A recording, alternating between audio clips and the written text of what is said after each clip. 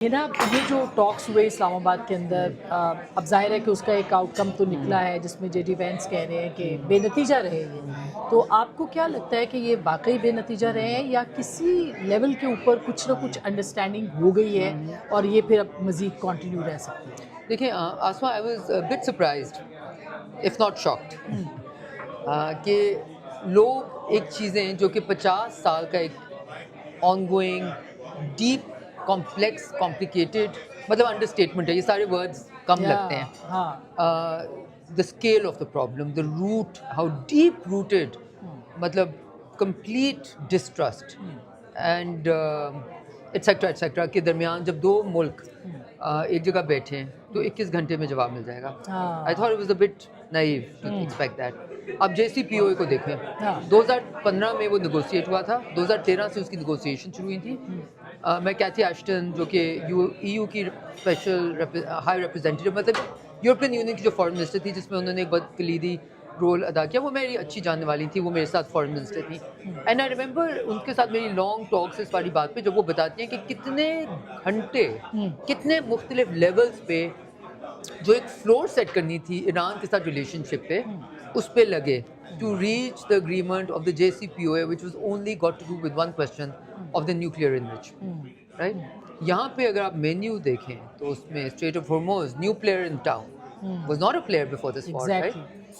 Then चलें regime change तो ख़त्म होगी ना playing because वो उस पे उन्होंने give up कर दिया इन सब प्लेस. Okay, then missiles, उनका क्या trajectory, आगे क्या होगा, etc. कितना कर सकेंगे, कितना नहीं कर सकेंगे. Then the whole question of uranium enrichment, then the whole question of how this relationship will be, preserved. और फिर spoilers, लेबनान का इशू बहुत बड़ा इशू है, मे बी फ्रंट पे है, may be straight of Hormuz जितना है. ओके, सो और ये तो नए न्यू कहते हैं न्यूबीज हैं, ये तो थिंग्स प्रीसीडिंग ये वाली जो अटैक हुआ ईरान के ऊपर, ये इश्यूज भी नहीं थे. सो बंदा ये सवाल पूछता है कि आपके एंट्री गोल्स तो बिल्कुल मुख्तलिफ थे, अब आपने तो नए चैलेंजेस सर पे ले लिए, राइट? और अगर हम में से कोई भी समझे कि ये, तो जवाद ज़रीफ ने अपना ट्वीट किया जिसमें उन्होंने कहा कि जेडी वैंस साहब की, वाइस प्रेसिडेंट जेडी वैंस की जो स्टेटमेंट थी कि ये नेगोशिएशन इसलिए फेल हुई हैं क्योंकि हमारी टर्म से ईरान ने एग्री किया. तो देखिए, नेगोशिएशंस तो आपकी टर्म होती है, उनकी टर्म होती है, और उसमें नेगोशिएटेड सोल्यूशन होता है, वो बीच में होगा. वो ना US की टर्म्स में एग्री होगा, ना वो ईरान की टर्म्स में होगा, वो एक बीच का सोल्यूशन, एक बीच की जिसमें red line, soft lines, blue lines, whatever you may call them, right? And this will be a long protracted process. लेकिन इसमें जो चीज़ चाहिए होगी इन ऑर्डर टू कि ये सक्सेसफुल होगा कि नहीं होगा, उसको देखने के लिए क्या चाहिए, क्या दोनों में विल है, क्या दोनों में इंसेंटिव है, दोनों पार्टीज में, सो और इंटेंट है, और क्या वो इसको देर पर ट्रस्ट की तरफ ले जाने की पेशेंस रखते हैं, या ये इसमें अगर हम यहीं पे रह गए हेडलाइन स्टेटमेंट्स में कि if you don't do this we will do that, and Iran कहता रहेगी जी हम ये भी, तो nothing is likely to come out of it. So we are at a crucial juncture, क्योंकि ये जंग, इसको अगर आप कहें या स्ट्राइक्स इसको कहें, जो भी आप इसको नॉमेनक्लेचर इस्तेमाल करें, इसका एक बहुत बड़ा असमा हमारे जैसे तमाम दुनिया के मुल्कों के लिए, बिकॉज ये तमाम नॉर्म्स ऑफ इंटरनेशनल लॉ के बरक्स बिल्कुल हुआ. ठीक है, इसमें कोई सिक्योरिटी काउंसिल का अप्रूवल नहीं आया, इसमें कोई कोalition ऑफ सपोर्ट भी नहीं गई. इराक वॉर भी सिक्योरिटी काउंसिल के अप्रूवल के बगैर थी, पर एक broad कोalition of support of the entire western ममालिक है, वेस्टर्न हेमिस्फीयर ऑलमोस्ट थी. इस वक्त आप देखें कि UK कह रहा है कि जी हम इतना करेंगे, इतना नहीं करेंगे. साउथ कोरिया इसराइल के बारे में पहली बार कह रहा है, ओपनली कह रहा है. कार्नी की स्पीच हम सब ने सुन ली. France very different, Italy very different, Spain massively कह रहा है कि सब कुछ हो रहेगा. सो ये दुनिया का एक it's not like anything we have witnessed before. I think post 1945 the fracture of Western Hemisphere's views on a certain matter have never been more. So it's a war on Strait of Hormuz right now.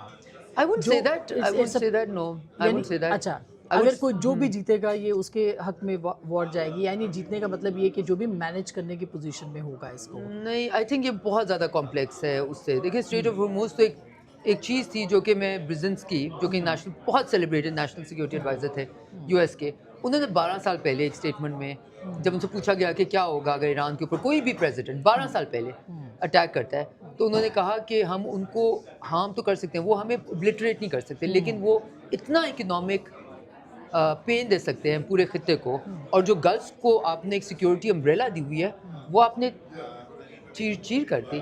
اب کسی کو نہیں پتا اس کی security کہاں سے آ رہی ہے, کسی کو جو ایک کنسیڈرڈ ریالٹیز تھی نا جن کو فار گرانٹیڈ لیتے ہیں, ٹروتھس آف لائف لیتے ہیں. The Gulf countries took it to be truths of life کہ ان کی security umbrella U S A ہے, کہ ان کو نیویگیشن اسٹریٹ آف ہارموز سے ان کو کبھی کوئی نہیں روک سکے گا. ایران نے یہ کب کیا؟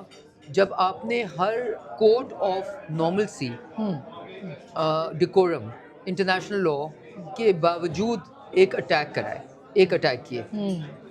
When you are not playing fair تو آپ دوسرے سے نہیں ایکسپیکٹ کریں گے کہ وہ کہے گا کہ نہیں میں تو انٹرنیشنل لا کے مطابق رہوں گا. اور پھر سوالات یہ بھی ہیں کہ کیا کہ وہ ٹیریٹوریل واٹر میں نہیں آتا عمان اور ایران کے, سو یہ right of navigation in class کو تو ویسے بھی یو ایس نے بھی نہیں کیا ہوا, آئی تھنک ایران نے بھی نہیں کیا ہوا.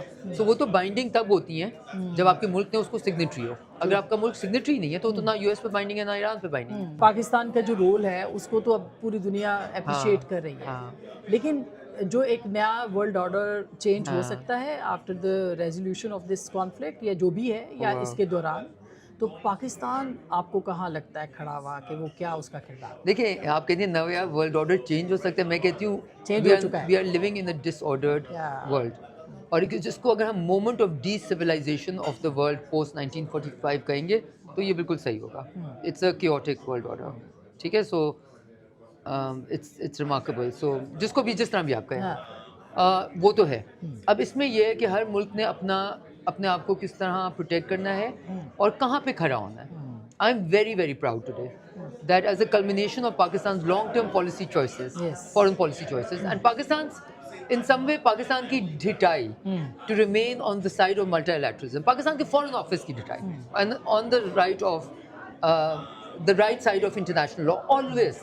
آپ international spaces میں, General Assembly میں, Security Council میں پاکستان کا voting pattern اگر دیکھیں, unlike a not so friendly neighbor India, جس نے اسرائیل کو پوری سپورٹ دی, پاکستان ہمیشہ right side of international law میں رہا. اس نے یہ نہیں دیکھا میرا دوست غلط کر رہا ہے, میرا اس نے کہا پرنسپلس پہ, بیکاز پاکستان جیسے ملک کو جو عقل مند ملک ہو اور مڈل پاور بھی میں نہیں کہوں گی, middle sort of sized country ہو, اس کو اس کی پروٹیکشن انٹرنیشنل لا سے ہوتی ہے. جو بھی بے شک وہ نیوکلیئر پاور بھی ہو, اس کی پروٹیکشن انٹرنیشنل لا سے ہوتی ہے.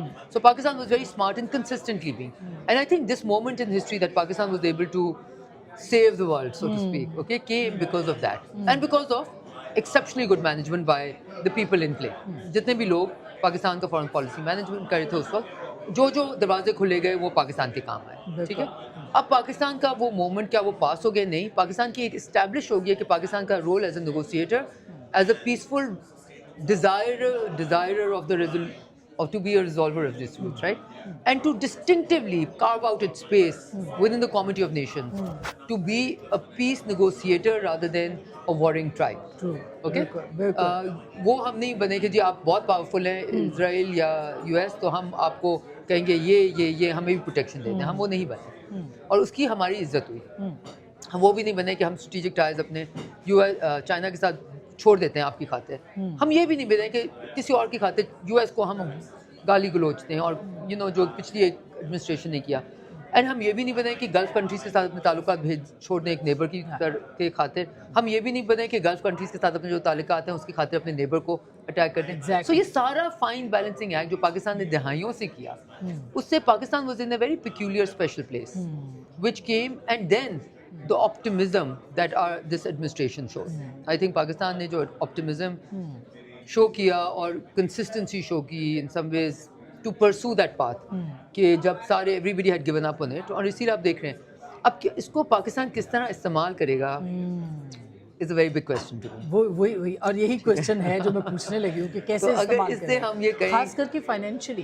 نہیں دیکھیں, یہ میں اس آپ کو ڈس ایگری کروں گی. آسما, پاکستان کی فائنینشیل پرابلمس کا حل پاکستان کے اندر ہے, باہر نہیں ہے. ہم میجر ریسیپینٹ آف ایڈ رہے ہیں, آف لارجسٹ رہے ہیں. ہمیں اپنا investment ecosystem for the Pakistani جس دن ٹھیک کریں گے تو وہ سعودی کے لیے بھی ٹھیک ہو جائے گا, امریکن کے لیے بھی ٹھیک ہو جائے گا, EU کے لیے بھی ٹھیک ہو گا. آپ کو بیک بورو اسٹیل نہیں کرنا پڑے گا.